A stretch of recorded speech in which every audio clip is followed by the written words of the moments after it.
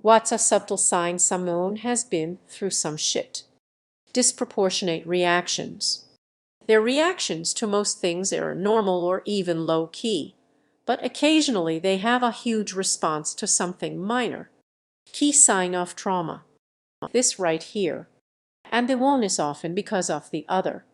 We're so used to any reaction resulting in more pain that we push it down and bottle it up, so our reaction to things is minimal. Then finally that one thing happens that's an inch too far and you physically can't push it down anymore, and all that stifled emotion comes out at once over something trivial. Yes. After me trauma is almost always between unruffled by all the pettibes that non-traumatized people get uppity about. Then, when a few nuisances start piling up in me, life will randomly snap because haven't I dealt with enough already? I saw someone explain this in a really cool way recently. Basically, everyone has sort of these emotional boundaries, and when you go beyond these boundaries, you're going to have strong emotional reactions on either side of the spectrum. People who have experienced trauma sometimes deal with these boundaries being made a lot closer together than normal. So the range in which they're able to maintain normal or controlled emotions becomes a lot smaller. Therefore, something that might resulted in a normal, controlled response trauma now invokes a huge emotional response because their emotional boundaries have shrunk.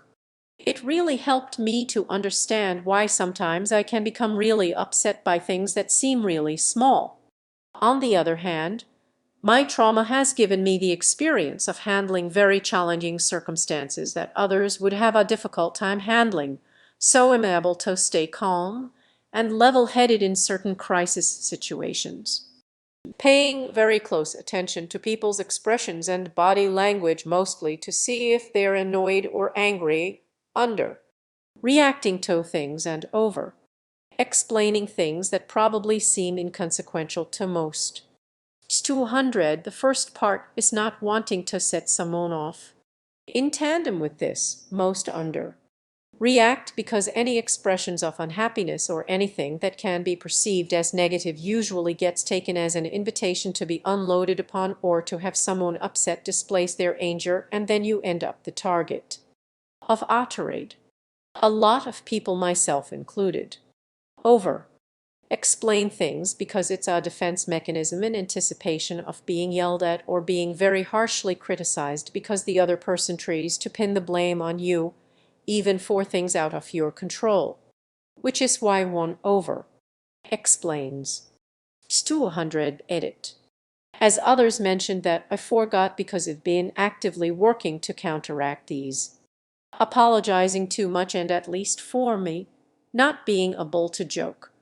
People constantly point out that I take everything very seriously or that I don't laugh or don't joke well. It's because I've had moments where someone said something so ridiculous and illogical, I think it must be a joke. But they weren't joking and they got quite mad, so from then on, I simply took everything seriously and at face value because on the off chance it was meant to be a joke, I would at least not be yelled at. It's quite scary as a child when you are told something that sounds absurd. You think it must be for comedic value and then react in that way, but then it's just hours of berating later. It's like walking into an ambush. You learn not to risk it. Also, thank you guys for the replies, comments, awards. I've thanked generous awarders and explained to them, but I'll say here, I'm sad people could relate to this. All your comments about seeing yourselves in this were hard. But at the same time, I am glad you all felt seen and understood. It's more important to me that you all realize you're not alone in your experiences. I hope you are all doing better. I just posted this above. A finely tuned radar for others' emotions, not just in faces, in footsteps, posture, voices, i.e., hand. If my mom came home and shut the door a certain way, I went outside to play. If I was in my room and heard her come up the stairs a certain way, I knew we should just take the smack and apologize. For what? Who knows?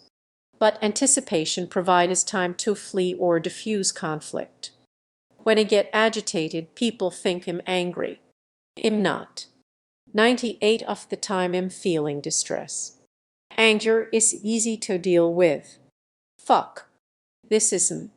Illa that I've also carried this not set someone off behavior in my romantic relationships, and it ends up causing so much stress. They seem to wait for bad things to happen and can't imagine a good or normal outcome. Always expect the worst. You are either always right or pleasantly surprised. Oh, that hits harder than anything else. I'm not pessimistic, I'm just being realistic. Me. That is so true. I cannot imagine something good happening to me. It is just such a struggle to yank meaning and purpose after making so many bad choices. It's like waking up over and over each day. Place is a mess. Effort to wash up. Been through many years of counseling. No one really cares. It is true that we err in the most part at me age to take responsibility for what happens next. Peace to all those people on Reddit who want to make a difference. I am a mental health professional and used to talk up a good game. People who have been through some shit are reading these replies and realizing for the first time what their giveaways were all this time. Taking notes on what else I need to change about my non-existent personality so people think I'm a normal, functioning being. Reading through this post has made me realize I need to stop telling myself you didn't have it that bad. Are people who haven't been through terrible shit aware of these giveaways? Like, can people generally tell when someone has been through shit? Unusually bad memory for the kind of person they are. Edit. Since this is getting so much traction, I'd like to list how I personally deal with this issue. It affects me attention and information retaining abilities, so I do these steps to help with that side. 1. Communication. Tell your friends. Get them to understand that sometimes experiences won't stick with you even if you paid attention and enjoyed it. 2. Write your activities and goals down. You won't be left wondering what you did yesterday and what you wanted to do earlier that day either. Wow. Being able to refer back to that information is a lifesaver, both literally and metaphorically. Helps me stay sane. 3.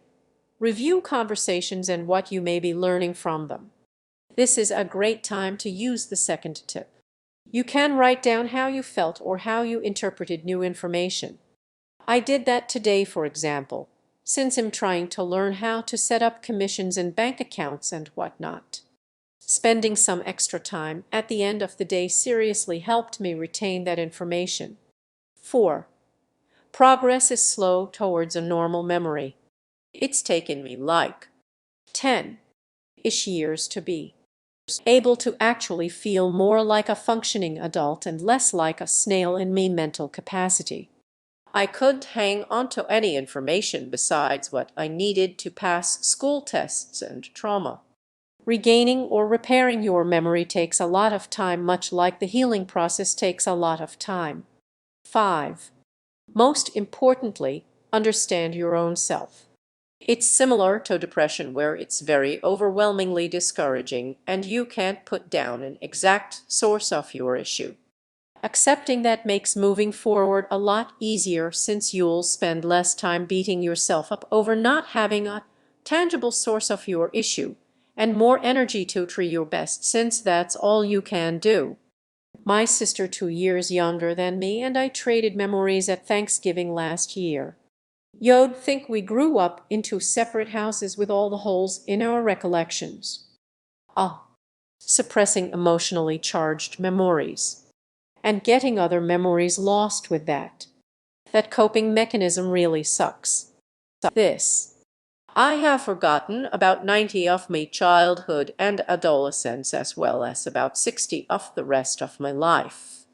People don't believe me when I say that I have an unusually bad memory until they ask about a common memory between us, and I don't have it anymore. I recently thought reading me childhood journals would be fun. I did remember what I wrote in them, got high, and was all excited for cute stuff I'd written. I am not a smart woman. I have a super shitty memory for a reason. I don't what made me think we'd read cute silly shit. It fucked me up. I can't believe little me went through so much pain. I did remember any of it until I read it. It fucking destroyed me, man. I cried and just had to let it out of me soul. But I'm much happier now. I live with me best friend who consider as me only family and am in love with the most perfect man for me. Someone who loves me so unconditionally and is caring and patient. I never thought I'd make it past 21. I'm 34 and happy. Yep. I did believe her when my ex had to point out to me that I came from a broken home. I was all nah, and she just stared at me silently when it seemed to click all at once. Witnessed physical abuse on the nightly, saw infidelity tear at their relationship. My dad literally walked out one night, but this one time we all went to Disneyland and had an awesome time, so it balanced out. Right. Right. I was conscious that everything that happened but all the bad stuff seemed to exist in this separate space of unreality, completely untethered from everything else. I have 3 friends from high school who I talk to regularly still, but I wasn't that close with them until after we graduated. They'll talk about memories and I'll say, oh, I must have not been there because I don't remember that, and most of the time they'll say I was. High school was horrible for me, so I often wonder if this happened to him. My dad will also bring up memories from that time that I just plain don't remember. Otherwise, I do have a really good memory and remember small details most people will forget. When you see someone deal with something extremely emotionally damaging or physically painful, and they act like they don't even notice it, like nothing's changed. When you see that, you know they've seen the worst and nothing is gonna get to them. My buddy came back from deployment this way. Zero emotion left after. Wife left with his kids and he just acted like he never had them in his life at all. His mom died maybe a year later, and he didn't even respond to it. Just kept his routine of drinking until he fell asleep. When they don't ask for favors or help. Ever. Lack of trust. No trust falls, no matter the person. They don't like it when people get them something, or they don't like being the center of attention. Their heart may be racing, but their face stays calm. When they are not disappointed when something bad happens, they accept it and keep moving. They hate threats. Anytime I got a threat, it'll be in a mountain of paperwork looking to either break a lease or file a restraining order while buoying a beretta, all at the same time. When nothing shocks them. I had a near-death experience and it put in perspective what actually mattered to me in my life and what didn't. I used to be easily embarrassed by a lot of things and worry about what people thought about me. But embarrassment means that someone has seen or heard something about you that you didn't want them to, and that will spread into people's opinion in the future. Thing is, if you're dead, you don't have a future. So at that moment I thought to myself how stupid I was to care about those things. I wished I had spent that time and energy on the people I love or the things I wanted to do instead. After that experience, though I have a future now, I find it pretty hard to be embarrassed by most things. And if I do feel it, no way in hell would I let it stop me from doing what I need to for the people I love or myself. Ironically, after gaining that mentality, people started asking me how I could be so confident sometimes. But it's not that I'm confident. I just have things more important to me than being worried about embarrassment. Ouch. I actually have to fake being shocked sometimes. They have advice. Good advice. For people who've just experienced trauma. or for how to handle oddly specific and fucked up situations. Especially when talking with people about dealing with some difficult subjects like mental illness or other horrible situations. Honestly, this is why I became a mental health professional. Not that me trauma and me clients' trauma are necessarily the same, but I do have lived experience living with trauma. At a certain point of healing, I developed what I call my third eye. I can recognize trauma where others may not, and I am not usually afraid of it. Gives me depth perception. I don't give advice, of course, but I try to offer meaningful support and validation, not wanting to bring up anything from their past, and just smiling when asked. I am willing to share past negative experiences with people to let them know you can survive fucked up situations and it's okay to talk about it and to work through it. My dad was an alcoholic. My parents were abusive towards each other. I see signs in other people's lives and to be there for them and let them know there is nothing to be ashamed of when it comes to seeking help or support. But there are darker parts of my childhood I don't even talk to my husband about. There are some experiences better left in a box and not opened, especially when you don't know how people might react to it or if they will see you as different once you open that box. This is my own 100. I can count on two hands good memories that I had with me family growing up.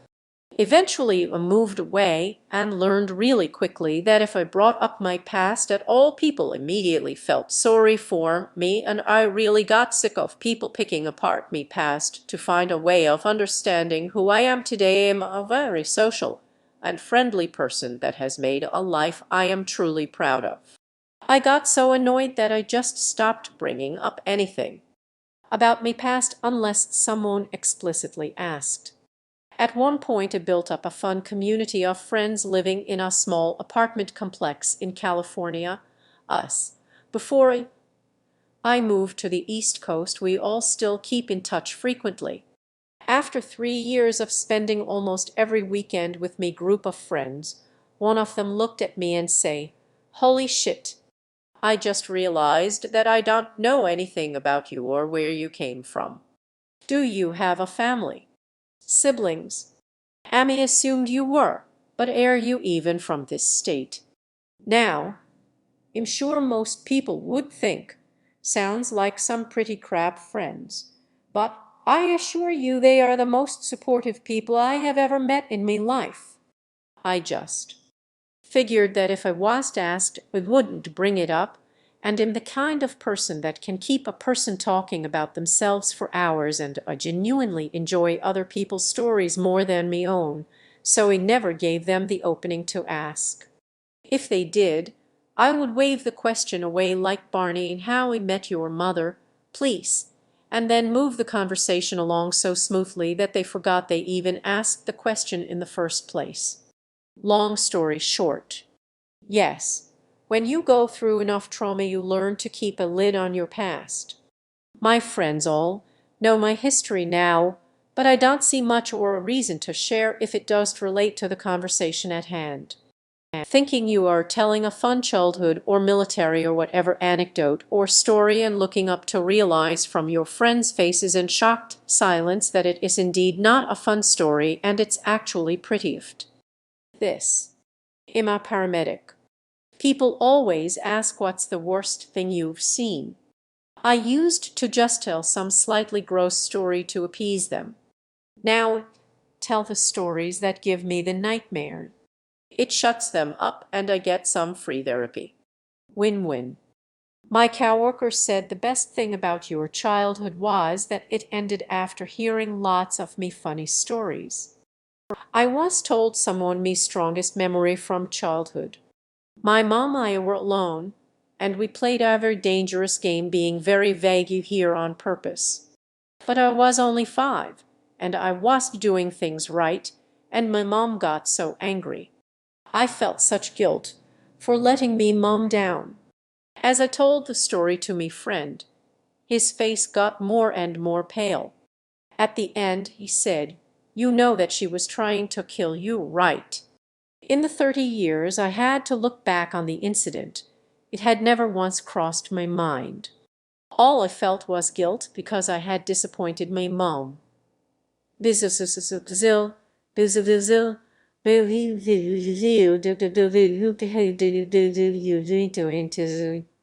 When I was young, my parents divorced.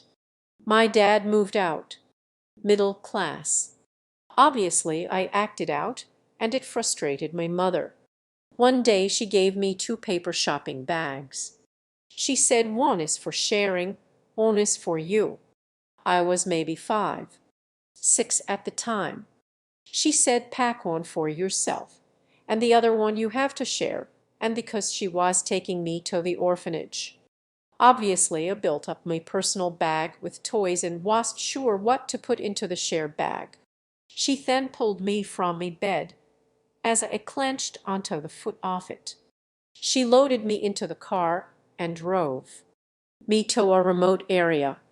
At this point, she demanded I get out of the car with my bags, and that the bus to the orphanage would show up soon.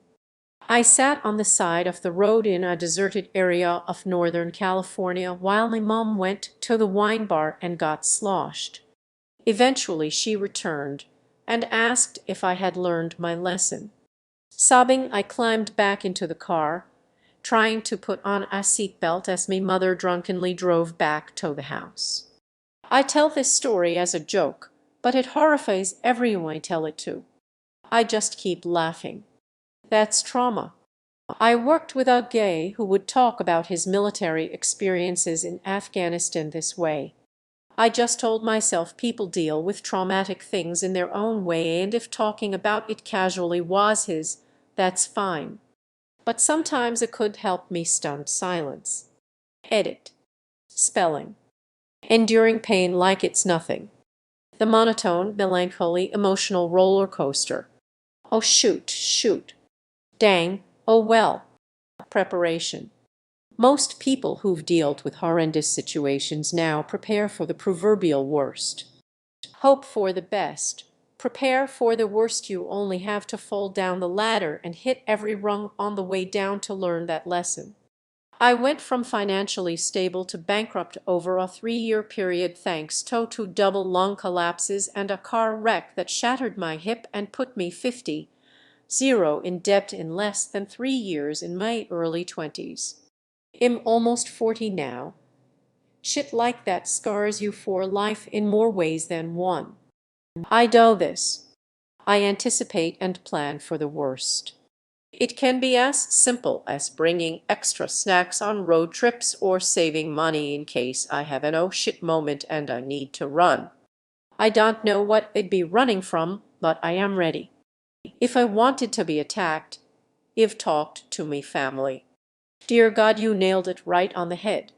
My family growing up was fantastic, but we had no money, not a whole lot of food, did do much but hurricanes, disasters, et quoi now prepare like no tomorrow.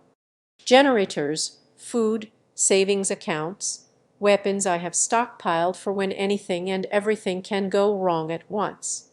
Sometimes, even when they want to, they can't cry. Holy shit, am I here right now? Recently got dumped after almost 5 years of being best friends or significant others. It hurts. Really bad. But I haven't shed a tear. My brain won't let me. I have this lull. Whenever I get close to crying, me brain does a hard reset, and without wanting it, I think lol, I'm almost crying, this is hilarious, and then the moment is over. It's really something. I hate it so much. It's weird to say, but on the rare occasion that I can actually cry, it feels good because I can finally let some shit out, you know. Super independent because they learned not to rely on anybody. I feel there's a reverse to this too. Being or feeling incompetent at everything, often a sign of being manipulated. Having to parent themselves when young or raise their siblings, might not have children but is really good with them. They have already gone through that chapter, which takes their own parenting opportunities away. I call it being the Swiss Army knife of humans, and yeah, It's fucked up. Makes creating relationships with other people a ton more difficult because people either see you as a know-it-all and never needing help, or they feel inferior and threatened, so they keep you at arm's length. I'm in this answer, and I don't like it. When shit goes down, they know what to do. It can be really upsetting to know what to do when you just want somebody else to take care of it for once. You brush it off and air like, well, shit. Guess only person going to get me out of this ism. Shit goes down on them pretty often to not be ready. It's become routine because of the lack of stability in their everyday life. In the there ever in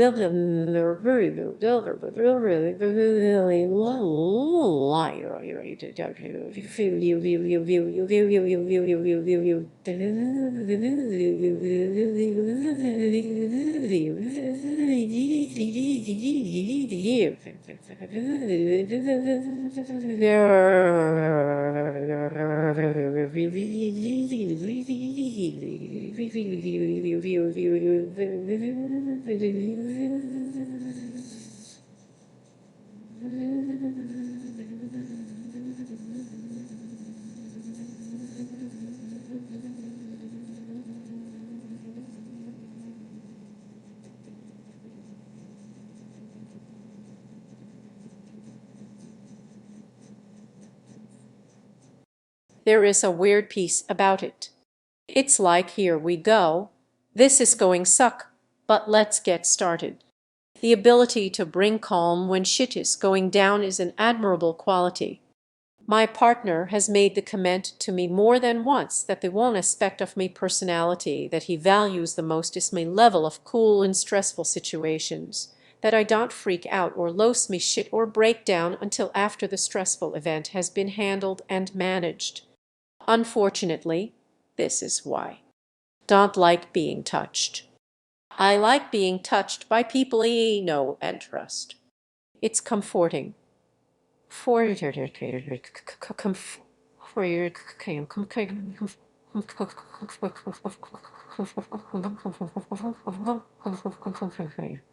I trust like 5 people. Let me just say the social distancing over the last couple of years, with the face masks and the hand washing, has been bliss for me. The number of times I have to tell people not to touch me is astounding, and it's so rare that they bother to remember. I really appreciate the people that only need to be told once. Me. Standing stiff while being hugged, as said, people appear puzzled. This happens too. And people do not understand it. I don't know why. But it is so hard to deal with it with me girlfriend. Sometimes she hugs me, and I pulls her away scared, and she always say that I must deal with it. I know I must, but still are hard to me even with her. It's not always a sign of trauma.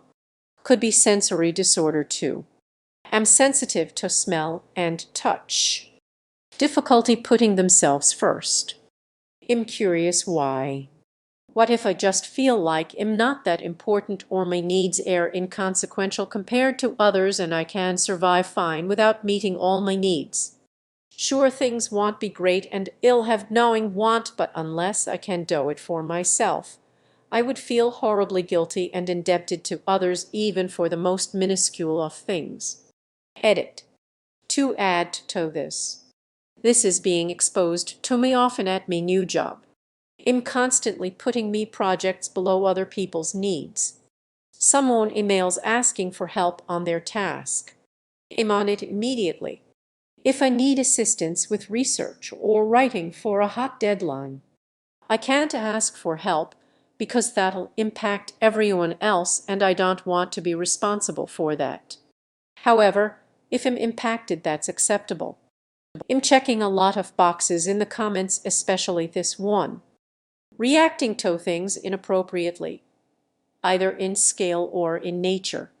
They'll overreact or underreact, or they'll do things like laugh unironically at awful things. One example is a friend laughing and saying it isn't a proper Thanksgiving dinner unless someone pulls a knife. His drunken dad held a knife against his neck while angrily admonishing him about something. Humans are good rationalizers. If we're frequently exposed to awful things, they become normal. Fucking hell. Right on the money. I keep seeing everyone say when someone does react or is neutral. For me sisters and I it's opposite. My nervous system is damaged, so I often panic over small inconveniences that register to me brain as a perceived threat to me peace and ultimately me safety because I've tried tokes when not at peace. Apologizing often for things not their fault. Absolutely. I came here to say this. It's a defense mechanism. Saying you're sorry mama not beating you. It bleeds into adulthood and becomes your go. To reaction to avoid pain. To avoid to reaction to avoid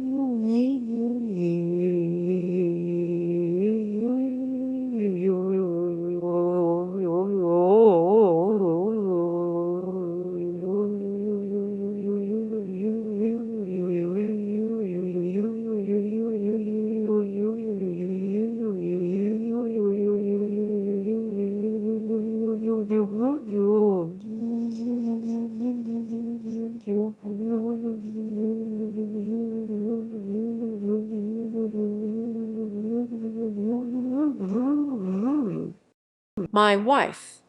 The longer I know me in laws, the more I understand. Laws, the more I understand.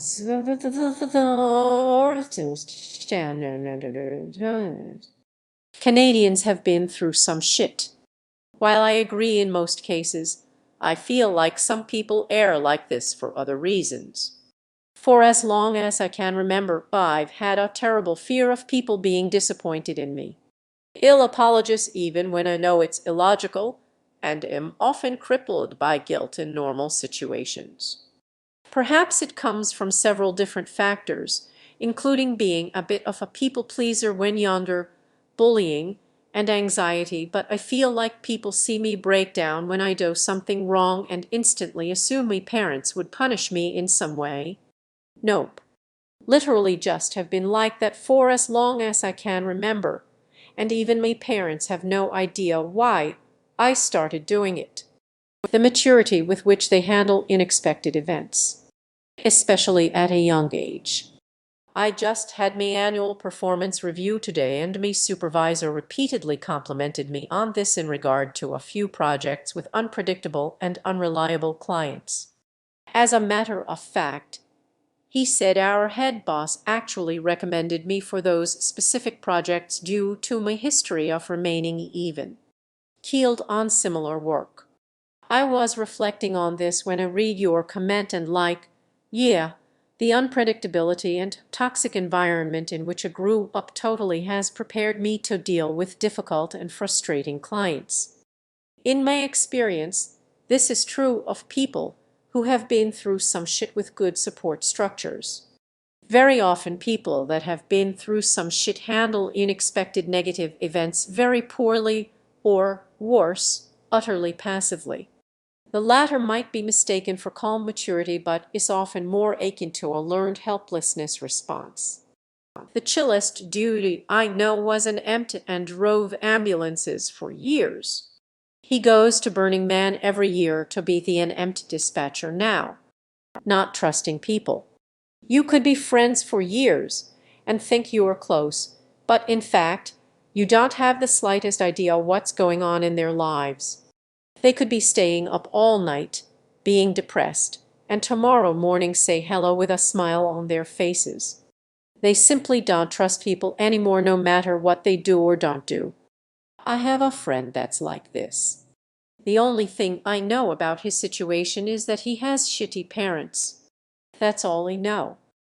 I wish he could open up to me more. Waiter homies for. Edit. Jesus Christ. Y'all went in.